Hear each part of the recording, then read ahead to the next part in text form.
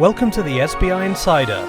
We hope you're well and staying safe during this challenging time. For many people around the world, working from home or on distributed teams is a new reality. Many people have been working from home for years, but this situation is different, and it's not by choice and certainly not in our control. We are unable to change our scenery, and we're collaborating online almost constantly, trying to figure out the right pace. For a lot of us, living on video and phone calls all day is mentally and physically exhausting. Our main partner Steelcase has researchers who've spent years learning how workers do their best work. Not only can they explain why we're so tired, but they can give us ideas about what to do about it. So here are some tips on how to keep your body, mind and emotions healthy when you're suddenly working remotely. Tip 1. Be intentional about movement and set a goal. Sitting is a reality and it's okay.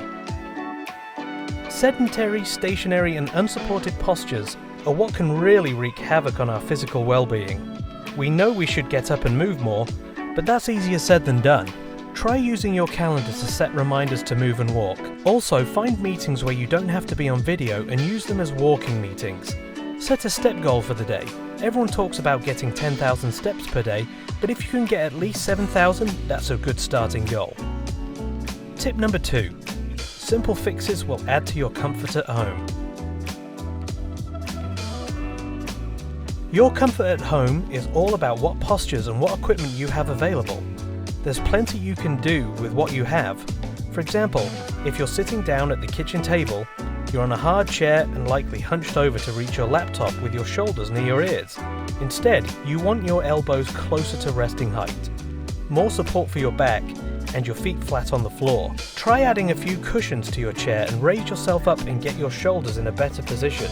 Grab a sweatshirt or a small pillow and put it behind your lower back to bolster your lumbar. Put your laptop up on a box or in a book so that it's near eye level. If you haven't already, you really need to invest in an external keyboard or mouse to separate the screen from the keys. Now you're in better shape, but you still don't want to sit there for hours and hours. Tip number 3. Consider new rituals, habits and practices. Remote work is disrupting the 3 C's of collaboration. That's communication, cadence and connection. Talk to your team about how to establish new communication practices now that you're remote. Consider channels for formal and informal communication. Use digital tools to make thinking visible across team members to keep everyone aware of what's happening. While reconsidering cadence, try out a quick stand-up video meeting each day to create alignment. Finally, think about connection. Many people are leveraging video conferencing but find that it can be exhausting. When you use video conferencing, you tend to have a formal posture, be tethered to one spot, and have a singular focus where your eyes don't get a break. So consider which meetings need to have video connections and which don't. Tip 4. Maintain focus by establishing boundaries. We tend to think about noise and what's going on around us as distractions that prevent focus, but anxiety and high levels of stress can also significantly impact your cognitive load. The coronavirus pandemic is likely impacting your ability to pay attention. Take a cue from people who practice meditation. Commit to moments of mindfulness throughout the day. Even 5 minutes can make a difference. And recenter yourself to help regulate your emotions. Also, find ways to establish new routines and set clear boundaries for when you're on versus off work. Use your status updates to communicate to team members when you are free to be interrupted. Tip number 5. Ensure mental and emotional distancing.